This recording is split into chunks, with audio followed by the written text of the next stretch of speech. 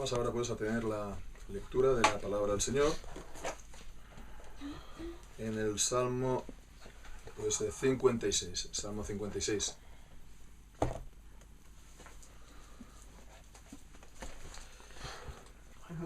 Y dice así pues la palabra del Señor al músico principal sobre la paloma silenciosa en paraje muy distante. Mictam de David, cuando los filisteos lo prendieron en Gat. Ten misericordia de mí, oh Dios, porque me devora el hombre. Me oprime combatiéndome cada día. Me devoran mis enemigos cada día, porque muchos son los que pelean contra mí, oh Altísimo. En el día en que temo, yo en ti confío. En Dios alabaré su palabra. En Dios he confiado, no temeré lo que me haga la carne. Todos los días pervierten mis palabras. Contra mí son todos sus pensamientos para mal. Se reúnen, se esconden. Ellos miran atentamente mis pasos, como esperando acabar con mi vida. ¿Escaparán ellos por la iniquidad? Derriba en tu furor a los pueblos, oh Dios. Mis huidas tú has contado. Pon mis lágrimas en tu redoma. ¿No están ellas en tu libro? Entonces serán vueltos atrás mis enemigos el día que yo clame. Esto sé que Dios está por mí. En Dios alabaré su palabra. En Jehová alabaré su palabra. En Dios he confiado, no temeré lo que me haga el hombre. Sobre mí, oh Dios, están tus votos. Te tributaré alabanzas. Porque has librado mi vida de la muerte. ¿No librarás también mis pies de caída, para que ande delante de Dios en la luz de los que viven? Amén. Y que el Señor bendiga su santa palabra. Bien, pues abordamos el estudio de este salmo, el Salmo 56, que, bueno, pues tiene también muchas cosas en común con el salmo siguiente, el Salmo 57. De hecho, pues se les conoce también a veces como los salmos gemelos, porque son muy parecidos también en cuanto a la temática. Ya de entrada los dos comienzan de la misma manera. Ten misericordia de mí, oh Dios. En el versículo 56, en el Salmo 56, y también ten misericordia de mí, oh Dios. Ten misericordia de mí en el Salmo 57.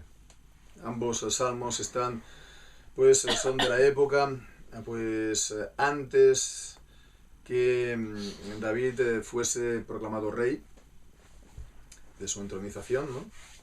El Salmo 56 pues fue cuando los filisteos lo prendieron en Gat, y el Salmo 57 pues se dice cuando huyó David de delante de Saúl en la cueva. Entonces es la primera etapa del rey David, cuando, bueno, pues poca gente, por no decir pues muy poca gente, ¿no? Pues llegaba a pensar de él que él llegaría a ser el rey en Israel, cuando él era perseguido por el rey que estaba pues reinando, cuando él estaba desechado y pues estaba siendo perseguido y se estaba ocultando, ya sea dentro del país o incluso fuera. Entonces vemos, esta es la situación de estos salmos, y bueno, también hay que decir pues que los estudios del Antiguo Testamento normalmente, la crítica bíblica, la alta crítica, etc., pues bueno, ya sabemos, no toma muy en cuenta, en consideración estas descripciones que nos dan los encabezamientos de los salmos, ¿no? Siguiendo un poco pues la línea que ellos siempre tienen de ver y de entender el Antiguo Testamento.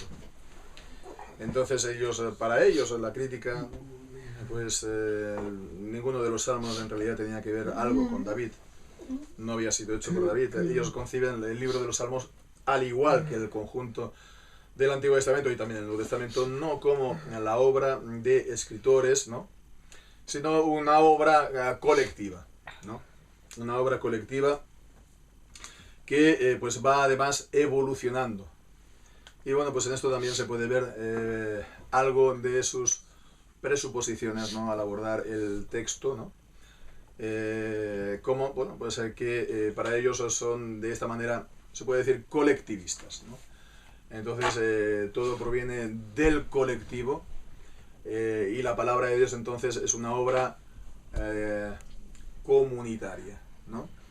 Y bueno, pues no digo yo que ellos sean comunistas disfrazados de teólogos, no, quiero decir, no es esta lo que yo estoy aquí sugiriendo, pero sí que hay ciertamente una influencia de la cultura ambiente predominante en nuestra cultura desde el siglo XIX y sobre todo el XX.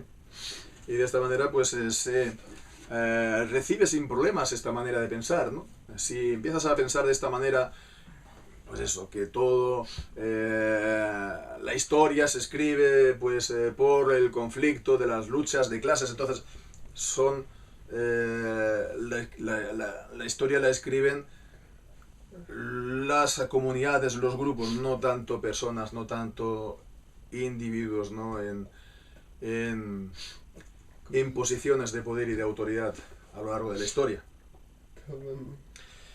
Bien, pues entonces, ya digo, pues se ve de esta manera, ¿no? Se refleja también entonces en la manera como te acercas a la Biblia y la entiendes. Entonces, según esta manera de ver, por supuesto, no se toma en serio lo que se encuentra en los encabezamientos de los salmos, pero tampoco en lo que nos encontramos en el interior. En el interior de los salmos, ¿no?, según la actitud de la crítica, es, bueno, si encuentro algo que no acabo de entender bien, pues lo que voy a hacer inmediatamente es intentar cambiarlo. Si encuentro una palabra parecida en el hebreo, que no es la que está en el hebreo, ¿no?, pero parecida, pues entonces, y me da más el sentido, lo cambio directamente. Y así lo traduces ya. Directamente, como si eso estuviera ya ahí. Y ya, entonces dices, el texto está equivocado. El texto está equivocado y pues ya presentas eso como lo que debería ser, y por lo tanto está escrito también, ¿no?, en las nuevas ediciones de las Biblias. Entonces, volviendo al tema del encabezamiento de los salmos, ¿no?, y de los salmos también en su conjunto, no se toma en serio. Y por supuesto entonces los salmos, si se ven como esta obra colectiva a lo largo de los siglos, desde hace muchos tiempos, muchos siglos, estos salmos que nos hablan de los enemigos de uno, de los otros, estos salmos que nos hablan también de orar en contra de estos enemigos, etcétera, etcétera, poco o nada tiene que ver con nosotros. Y es de esta manera como los salmos han sido relegados y apartados, porque se consideran que no son aptos para el culto cristiano. No son aptos para nuestro culto. Y, digamos, a un extremo, ¿no?, digamos, llevados hasta el final, los postulados pues serían, bueno, al final es que estos salmos no reflejan, expresan la misma fe que nosotros, los cristianos. Son otra fe, ¿no?, inferior. Es otra fe que, bueno, nosotros pues podemos tomar a discreción, ¿no?, pero no es la misma fe que nosotros tenemos. Bueno, pues por supuesto nada más lejos que de la realidad que estas ideas. El Salmo, pues los salmos en general y este también, pues vemos que son palabra de Dios para nosotros. Y ella, bueno, esta palabra de Dios, estos salmos, nos enseñan cosas importantes de la fe. Nos enseñan cosas importantes de la fe, en particular cuando está puesta a prueba. Pero también cuando podríamos decir que encontramos situaciones en nuestra vida que no son las mejores, ¿no?, y es esto fruto de nuestras propias decisiones equivocadas, ¿no? Y de esto pues es lo que extraemos en el encabezamiento, cuando dice al músico principal, ¿no? El músico principal es el que dirigía el canto sobre, vemos, la paloma silenciosa en paraje muy distante. La paloma silenciosa en paraje muy distante, en Mictam de David, cuando los filisteos lo prendieron en Gat, ¿no? Entonces, ya de entrada, entonces, esto, lo que decíamos, lo que acabamos de decir, ¿no? Para los críticos, pues ya dicen de entrada, la paloma silenciosa en paraje muy distante, esto no tiene sentido, ¿no? No tiene mucho sentido. Y es por eso que está corregido, ¿no? Tomamos las Biblias católicas actuales, ¿no? Sí. Y no dicen esto. Entonces las Biblias católicas te dicen la paloma silenciosa de los dioses, ¿no? O también la paloma de los dioses, o también otra, la opresión de los príncipes, ¿no? ¿Y esto por qué? Pues esto es porque se cambia las letras mismas de las palabras a la que, pues según ellos, le hace más sentido, ¿no? Pero esto es un grave error. ¿Por qué? Porque ellos ya parten de la premisa que, bueno, la escritura, bueno, para empezar, es una escritura, como hemos dicho, que se ha formado en el tiempo de manera evolutiva y no es, por lo tanto, palabra de Dios, no es palabra inspirada. No creen en la inspiración de la palabra de Dios, como la misma Biblia nos dice que toda escritura es inspirada por Dios, soplada por Dios, dada por Dios, ¿no? Y que los santos hombres de Dios la escribieron siendo llevados por el Espíritu Santo, inspirados por el Espíritu Santo. Pero también la preservación del texto de la Biblia, que Dios lo está preservando de una manera especial en la providencia, porque Jesús ha dicho que los cielos y la tierra pasarán, pero ni una jota, ni una tilde pasará de mi palabra hasta que todo esto pues se sea cumplido. Entonces, la inspiración de la palabra de Dios requiere asimismo la preservación de la palabra de Dios, para que la palabra de Dios que tenemos delante, si está bien conformemente traducida, pues sea una palabra con autoridad en nuestras vidas y para la vida de la también iglesia.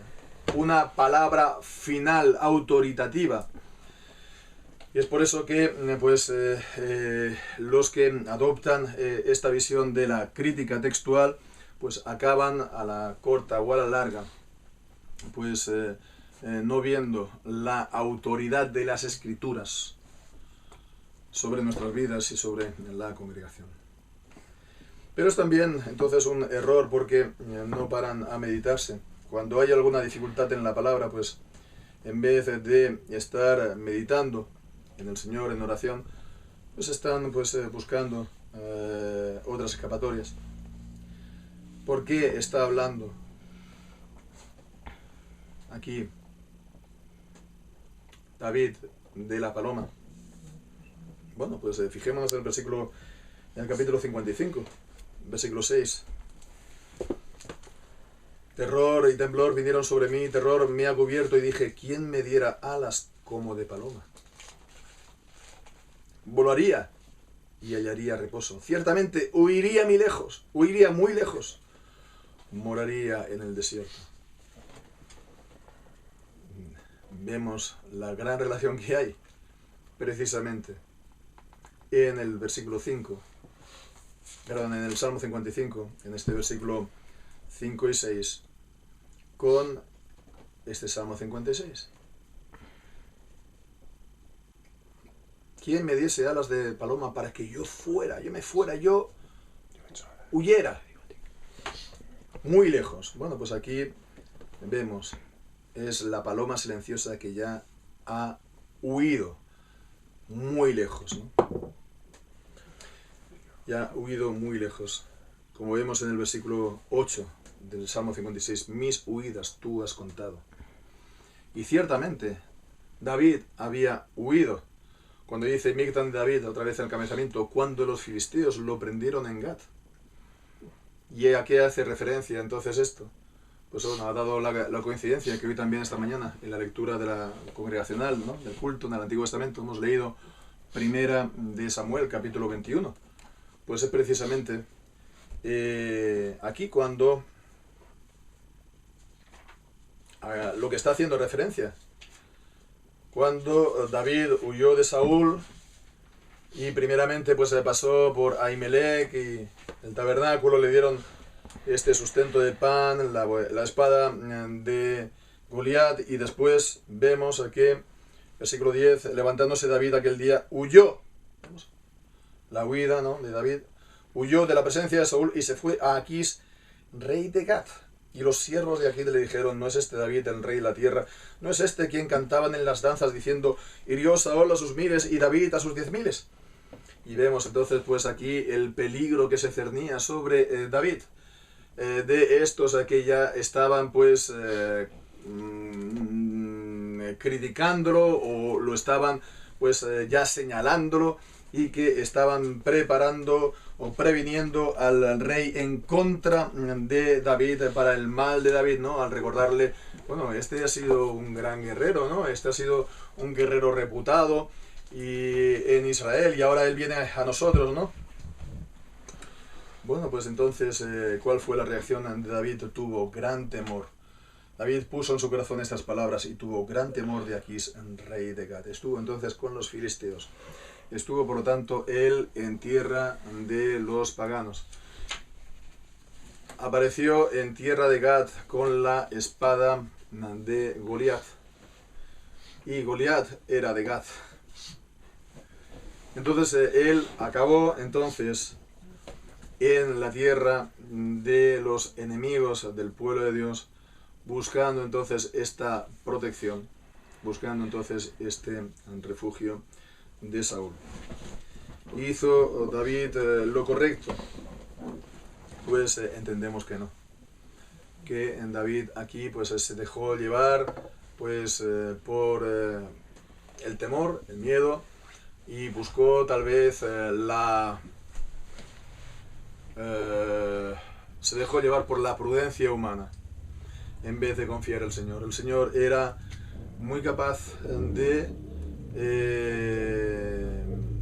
protegerlo, tanto dentro como fuera de Israel. Y fuera de Israel, él iba a tener también otros peligros, ¿no? A lo mejor no el peligro de Saúl, ¿no?, persiguiéndolo, ¿no?, pero tendría otros peligros también. Peligros entre los mismos príncipes de los filisteos, el mismo rey de los filisteos en definitiva, que se podrían volver contra él.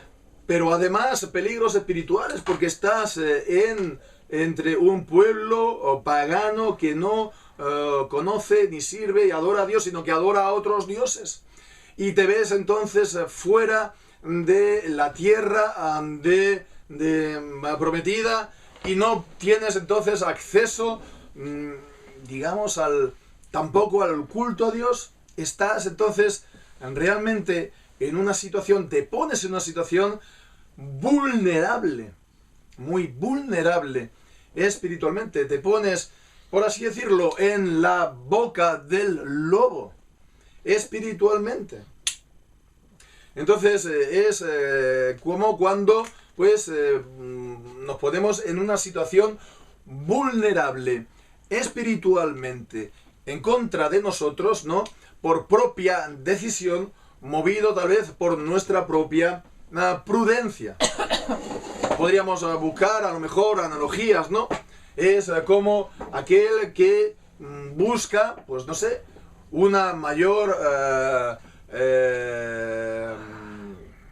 seguridad económica, y entonces acepta trabajar en los domingos, ¿no?, en los días del Señor. Y no digo yo, pues entonces trabajar los domingos esporádicamente, a lo mejor si uno es médico, es enfermera, que le toque una guardia, porque eso entraría dentro de trabajo necesario, sino de una manera habitual, ¿no? Los domingos, pues abres el restaurante o abres el kiosco para vender la prensa o cualquier cosa, ¿no? Que de una manera habitual, pues no puedas guardar el día del Señor ni congregarte con tu pueblo. Bueno, pues entonces sí, estás guiado entonces por a lo mejor el temor, ¿no? El temor a la situación económica, si vamos a poder sobrevivir. Te deja llevar además pues por la prudencia carnal, por tu propia prudencia humana, ¿no? Bueno, me ha salido esto, tampoco lo vamos a rechazar porque nos viene bien, ¿no? Y además piensas que, bueno, vas a ser fuerte para que puedas guardar, ¿no? La fe o que esto no te vaya a afectar. Y sin embargo, pues conforme pasa el tiempo, alejado entonces de la congregación de los medios de gracia, pues tu fe se va enfriando y aplacando, ¿no? Cada vez más y más, ¿no? Entonces vemos, es algo parecido, ¿no? ¿Hizo lo correcto David? Pues creemos que no fue así, ¿no? Evidentemente, al leer 1 Samuel 21 no te lo dice, no te da la sentencia, el veredicto, pero mirándolo en el conjunto de la Escritura, creemos que es la conclusión a la que se ha de llegar. Entonces uno puede tomar a veces estas decisiones guiado por el temor y guiado por la propia prudencia, que le pueda resultar a uno pues perjudicial, le puede llegar a ser perjudicial. Pero en este salmo entonces vemos cómo el Señor en esta situación mantiene a David, lo guarda, lo preserva y también espiritualmente lo hace pues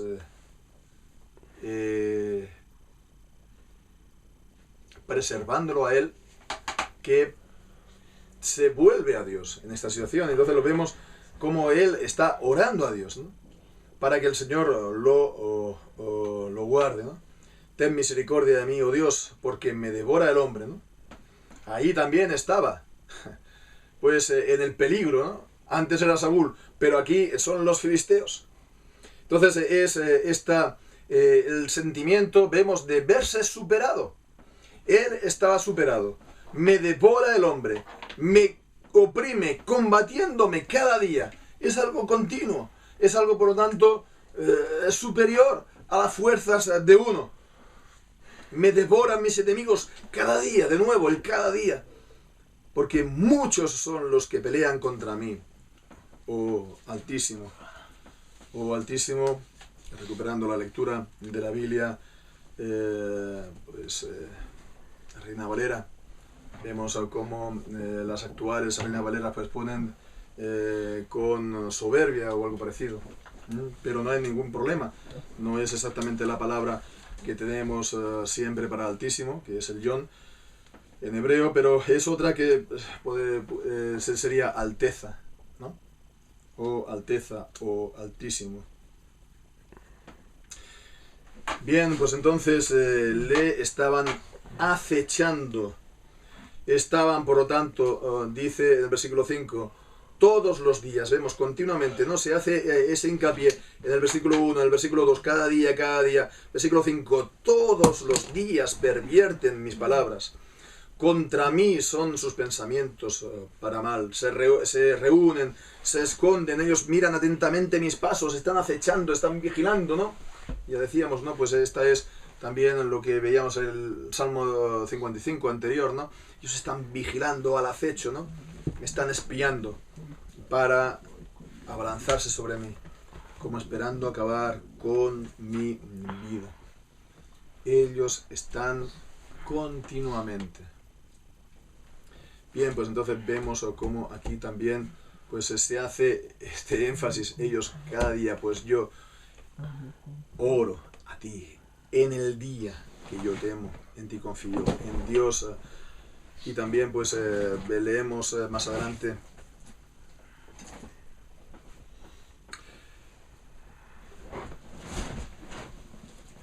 En el día que yo clamo, versículo 9, esto sé que Dios está por mí. Entonces él se vuelve a Dios en oración. Ante esta continua opresión, él se vuelve ante él. Esto ya es entonces una obra de la fe, volverse a Dios para que el Señor lo socorra. Pero más allá de esto, vemos lo que nos dice este salmo, nos enseña mucho también, decíamos, acerca de la fe en el Señor, de la fe cuando se es puesto a prueba, y en la fe también cuando estamos en situaciones tal vez de peligro por nuestras propias decisiones que no han sido pues conforme a la palabra y a la voluntad de Dios. Entonces vemos esta fe que primeramente es confianza en el día que temo.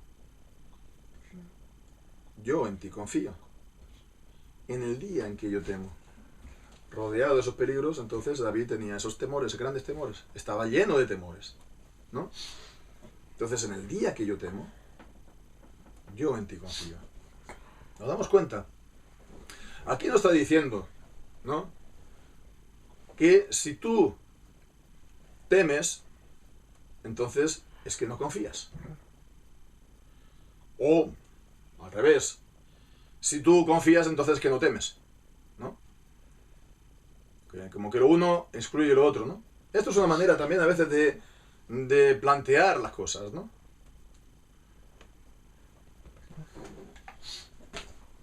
Pues entonces, aquel que le da miedo viajar en avión, ¿no? En volar en avión, ¿no? Y le entra el miedo, el terror, ¿no? Y pues le vienen y le dicen, no, pues si pues confías en Dios, pues no tienes miedo. Entonces, vemos, no es exactamente esta la manera de presentarlo, aquí la palabra de Dios. Porque, por lo que aquí nos dice, en el día que temo, yo en ti confío. A ver, ¿qué es el temor? El temor es un sentimiento, ¿no? Es un sentimiento. El temor, entonces, es una reacción emocional ante una situación de peligro, ¿no? Bien. Es una emoción, es una respuesta emocional, ¿no? Entonces, no es aquello de ver las cosas, ¿no?, como que tenemos que sentir más confianza, ¿no? Y entonces que si sentimos más confianza ya no vamos a sentir miedo. No, no es esto. No es que a base de sentir confianza ya no voy a sentir más miedo. No, estamos aquí hablando de un sentimiento y de otro sentimiento, y que el sentimiento de la confianza pues echa fuera completamente el otro sentimiento de miedo. No es esto. No está hablando aquí de dos sentimientos. Aquí está hablando de que en medio del sentimiento del temor,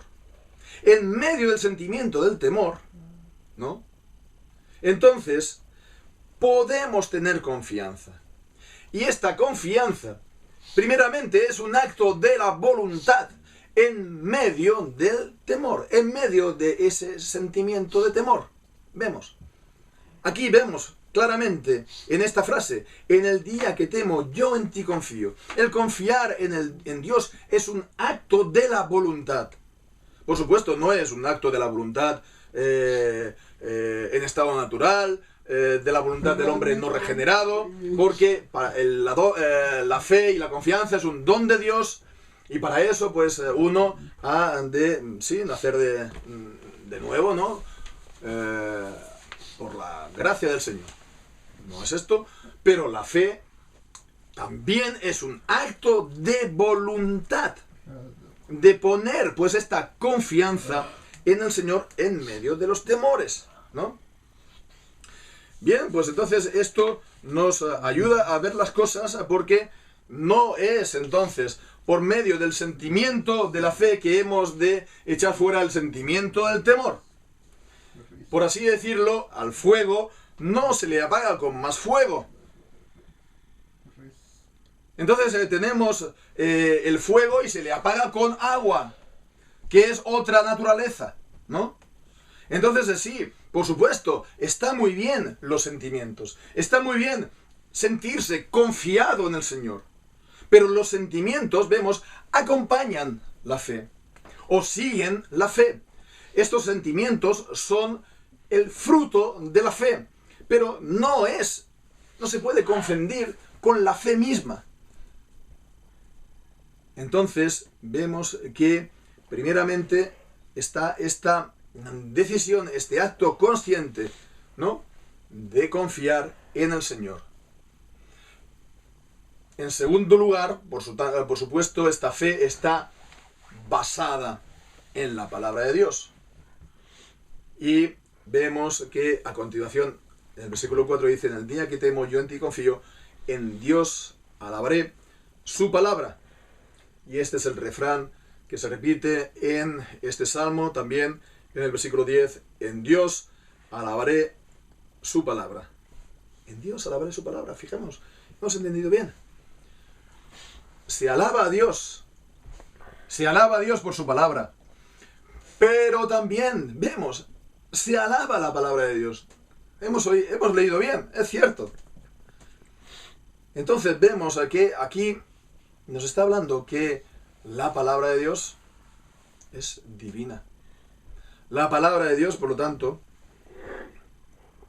bueno, pues no vamos a estar diciendo que la Biblia impresa pues es Dios, ¿no? Pero las Escrituras, el contenido de las Escrituras son palabra de Dios,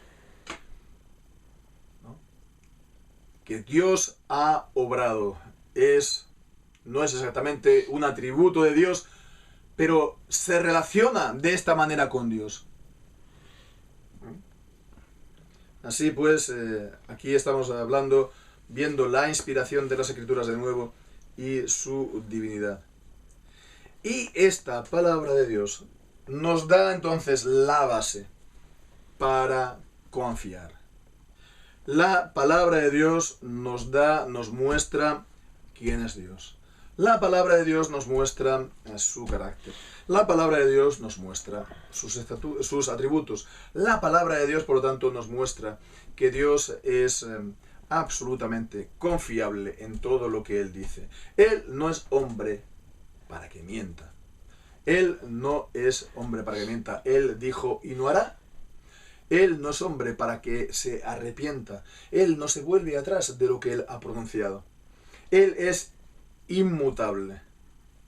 Él es inmutable.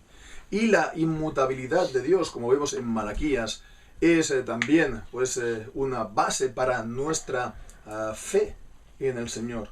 Porque dice: por cuanto yo no cambio, vosotros no habéis sido consumidos. Por cuanto Él no cambia lo que el Señor ha decidido en sí mismo, Él lo lleva a cabo. Por cuanto Él no cambia lo que Él ha decretado acerca de nosotros en nuestras vidas, Él lo va a cumplir. Por mayores que sean las dificultades, Él lo va a cumplir. Aquello que el Señor ha podido ya dejar entrever a nosotros al llamarnos a hacer según qué cosas, y que nosotros hemos empezado a dar pasos detrás de este llamamiento, Él lo va a cumplir, como Él también va a cumplir las promesas que Él ha dado en su palabra, porque todas ellas son sí y amén en Jesucristo. Dios es fiel para cumplirlas, pero es que además están selladas por el juramento del pacto. El juramento que leemos, ¿no?, en Hebreos, para que con dos cosas inmutables, ¿no?, la promesa ella misma y el juramento de Dios, tengamos un fortísimo consuelo.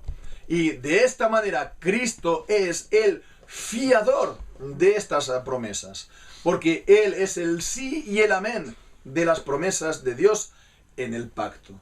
Así, por lo tanto, estas promesas de Dios son sí o sí, firmes, seguras, y se van a cumplir. Y de esta manera, entendiendo todas estas cosas, no tanto entonces lo que yo sienta o deje de sentir, o como yo me vea de fuerte en mis sentimientos, sino mirando todas estas cosas acerca de Dios y de su palabra, de sus promesas, de Cristo y su obra, centrándonos en todas estas cosas, tenemos esta confianza. Es, por lo tanto, este hecho de la fe, ¿no?, que se centra en Dios, en quién es y en su palabra.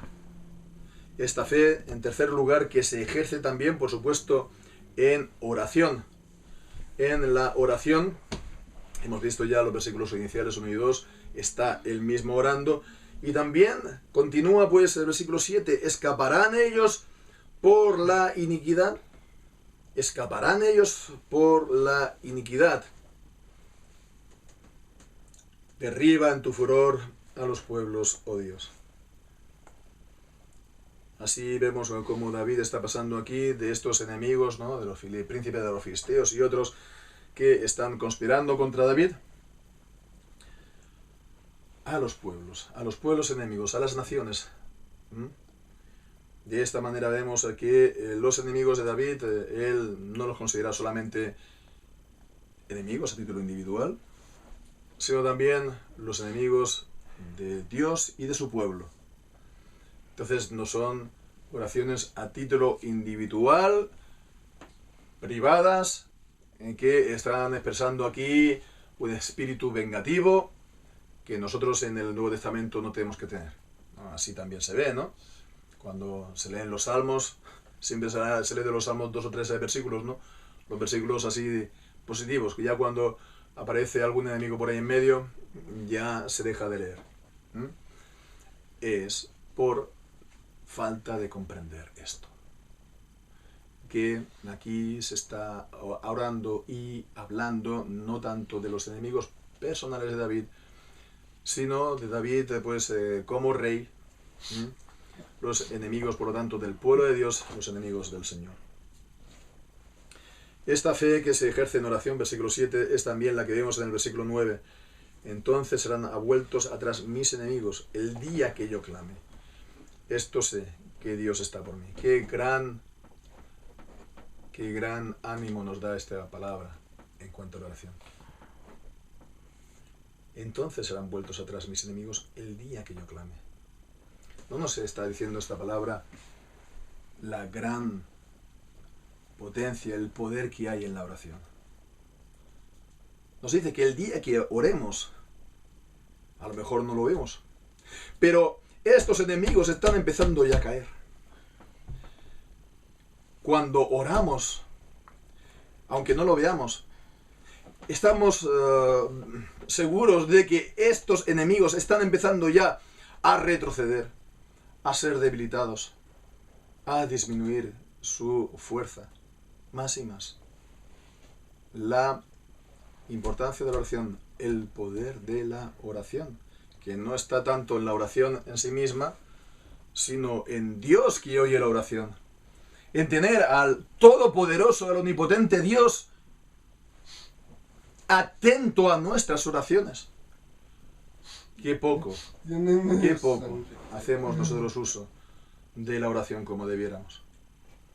Si tuviéramos a un amigo multimillonario de muchos millones de pesetas, ¿no?, y que tiene, bueno, pesetas, ya estoy dejando ver mi edad, de euros, ¿no? Entonces estaríamos pidiéndole, ¿no?, para la reparación del carro, o ahora viene el seguro del coche, o ahora pues tengo que arreglar el tejado, ¿no? Bueno, pues tenemos aquí al todopoderoso Dios, que es poderoso para librarnos, para colmarnos de todas nuestras necesidades espirituales y también materiales y físicas en esta vida, y también pues para llevar adelante los intereses de su pueblo, de su iglesia en el tiempo presente. Antes que recurrir a los hombres, hemos de buscar siempre, en primer lugar, prioritariamente al Señor en nuestra oración. El día que yo clame, ellos comenzaron a caer. Bien, pues entonces tenemos esta fe que se ejerce como un acto de la voluntad, esta fe que se basa en Dios, en su palabra, esta fe, en tercer lugar, que se ejerce en la oración, y de esta manera así llegamos al final a la victoria de la fe en el versículo 11.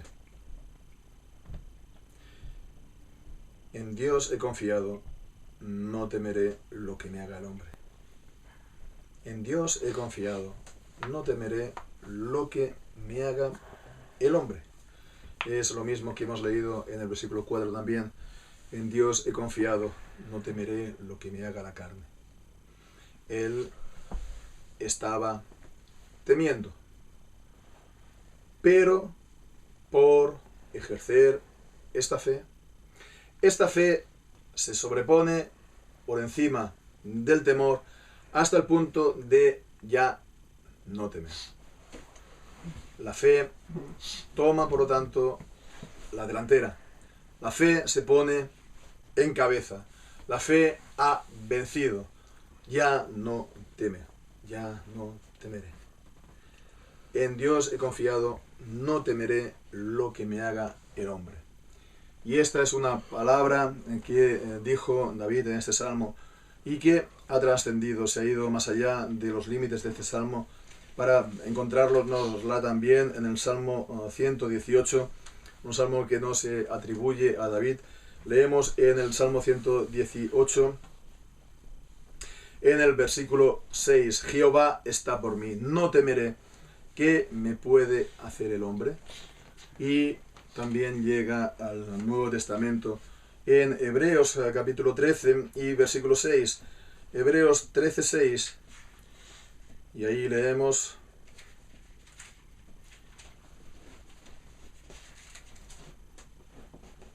de tal manera que digamos confiadamente, el Señor es mi ayudador, y yo no temeré lo que me hará el hombre. No temeré lo que me hará el hombre.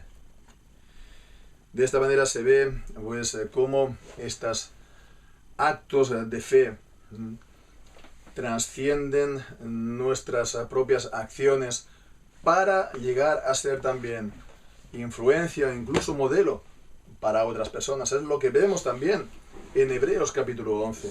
Todas aquellas cosas que los santos del Antiguo Testamento hicieron por fe han sido puestas por escrito para nuestra instrucción, también para verlas a nosotros como modelos, ¿no? Para los cuales también, llegado el momento, imitar. Entonces, aquellas cosas que hagamos, aquellas cosas que hemos hecho, aquellas cosas que hacemos, ¿no? En fe, por la fe, poniendo a Dios delante, ¿no? Y esperando solamente a Él, pues pueden también tener esta alabanza de parte de Dios, de ser, pues, digamos, encomendadas por Él, ¿no? Recomendadas por Él, alabadas por Él, delante de su pueblo. Bien, pues esta victoria de la fe que también pues vemos tiene esta confianza una vez más en Dios. En el versículo 8 sigue diciendo: mis huidas tú has contado, pon mis lágrimas en tu redoma, ¿no están ellas en tu libro? Mis huidas tú has contado, pon mis lágrimas en tu redoma, ¿no? En tu botella, en tu frasco. ¿No están ellas escritas en tu libro? El libro de Dios, que es esta imagen de la Biblia para hablar de su soberanía, y que andamos vidas en las que Él ya ha escrito el guión, lo cual no quita que nosotros actuemos como vemos, lo cual no quita que nosotros ejerzamos y pongamos nuestra fe en Él, ¿no? Y tomemos decisiones, a veces, pues, por la fe, no por la vista. Pero estamos viviendo vidas que Dios ya ha escrito el guión. No somos los actores de nuestra vida. Él es quien lo ha escrito y Él, por lo tanto, lo va a llevar adelante. Y por supuesto también esta confianza final que vemos. Esto sé que Dios está por mí. Que Dios está por mí. Y esta, decíamos al principio, ¿es la misma fe o no es la misma fe que nosotros? Esta fe de David, esta fe de los que cantaban este salmo del Antiguo Testamento, esta fe de los santos del Antiguo Testamento, ¿es la misma que la nuestra? ¿Sí o no? ¿Qué nos dice Pablo en Romanos 8:31? Si Dios está por nosotros, ¿quién contra nosotros? El que no eximió a su propio Hijo, sino que lo entregó por nosotros, ¿no nos dará también con Él todas las cosas? Si Dios está por nosotros, ¿quién contra nosotros? Toda la multitud del mundo, todo el poder del diablo y de sus huestes, no nos pueden separar de Dios. En Dios somos más que vencedores, por medio de aquel que nos amó. Todo lo puedo en Cristo, que me fortalece. Bien, pues a lo cual entonces le lleva finalmente a confirmar también, ya por último, este pacto suyo personal con el Señor. Versículo 12, sobre mí, oh Dios, están tus votos, te tributaré alabanzas. Sobre mí están tus votos. La relación de Dios, o la relación con Dios, la relación de Dios con su pueblo y también con nosotros, es una relación de pacto. Una relación de pacto que comporta obligaciones. Y Dios tiene entonces estas obligaciones contraídas en el pacto con nosotros, por las cuales, como hemos visto, podemos y debemos tener esta seguridad y esta confianza. Pero también nosotros estamos obligados para con Dios. Estamos obligados para con Dios a tributarle nuestra honra. Estamos obligados para con Dios a confiar en Dios. Estamos obligados a servirlo también, y esto conforme a su palabra. Estamos obligados también porque hemos tomado los votos de Dios en los sacramentos, en el bautismo, también en las cenas del Señor. Entonces estamos obligados para con Él. Y de esta manera, cuando ejercemos nuestra fe en el Señor en estas circunstancias, es también entonces un momento para nosotros, un momento apropiado para nosotros, para renovar nuestro pacto con el Señor. Para renovar entonces estos votos que tenemos contraídos con el Señor. Estos votos generales, como hemos dicho, que ya por el hecho de ser cristiano y de haber profesado fe y de estar entonces recibiendo estas promesas del Señor y las señales y los sacramentos, esto es común a todos los cristianos. Pero también, hermanos, aquellos votos que hayamos personalmente, cada uno, aquel que lo haya hecho, ¿no? Cumplir, ¿no? El reafirmar al Señor, con tu ayuda lo voy a llevar a cabo, con tu ayuda lo voy a cumplir. Y es de esta manera entonces como reafirmamos nuestro pacto con el Señor. Este salmo, por lo tanto, vemos, nos da esta enseñanza, nos da esta visión de cómo Dios nos mantiene. Cómo Dios nos mantiene en situaciones peligrosas, no solamente por el peligro en sí mismo, sino peligro que nosotros hayamos escogido, a lo mejor equivocadamente. Como en medio del peligro para nuestra fe. Entonces, ¿cómo perseverar? El que persevere hasta el fin, este será salvo. Y el que se apartare, no agradará a mi alma, dice Hebreos capítulo 10. Entonces es necesaria la perseverancia. Pero esta perseverancia, ¿cómo se tiene? Pues esta perseverancia se tiene en la fe. Es la fe lo que nos hace perseverar. Y entonces esta fe se hace, pues, ejercitándola. Como acto de voluntad, como hemos visto, basado en la palabra de Dios, centrándose en Dios y en su palabra, confirmando, pues, también, como hemos visto al final, nuestros votos en Él. Y es así, por lo tanto, que llega a la conclusión este salmo y también nosotros. Porque has librado mi vida de la muerte. David y nosotros, los creyentes, también tenemos entonces esta experiencia. Nos podemos basar en lo que nosotros ya hemos conocido y visto en nuestra vida.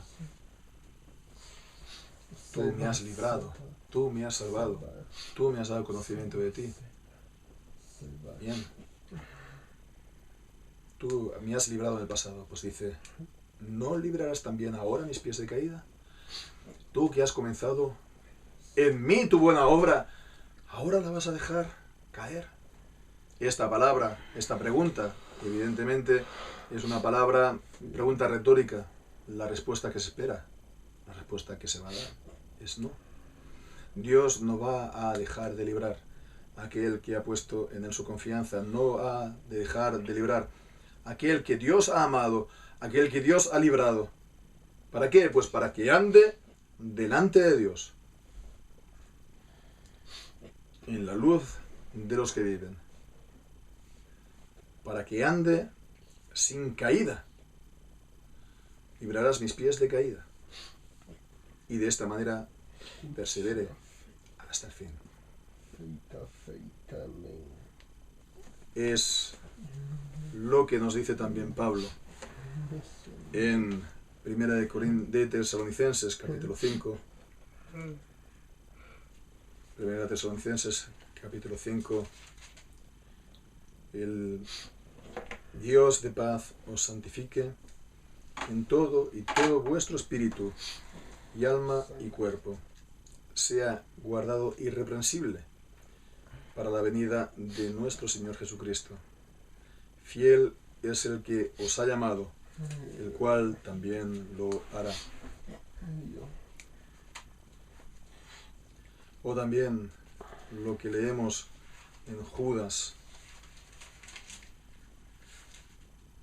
la doxología final de Judas, que dice: aquel que es poderoso para guardaros sin caída y presentaros sin mancha delante de su gloria con gran alegría, al único sabio Dios nuestro Señor Salvador, sea gloria y majestad, imperio y potencia, ahora y por todos los siglos.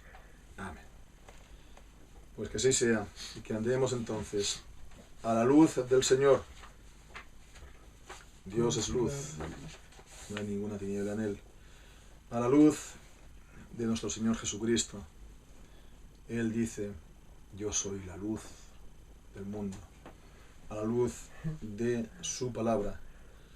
Lámpara es a mis pies tu palabra y lumbrera a mi camino. Y de esta manera no tendremos ninguna caída y seremos recibidos delante de su presencia con gran alegría. Pues que así sea. El Señor bendiga su palabra.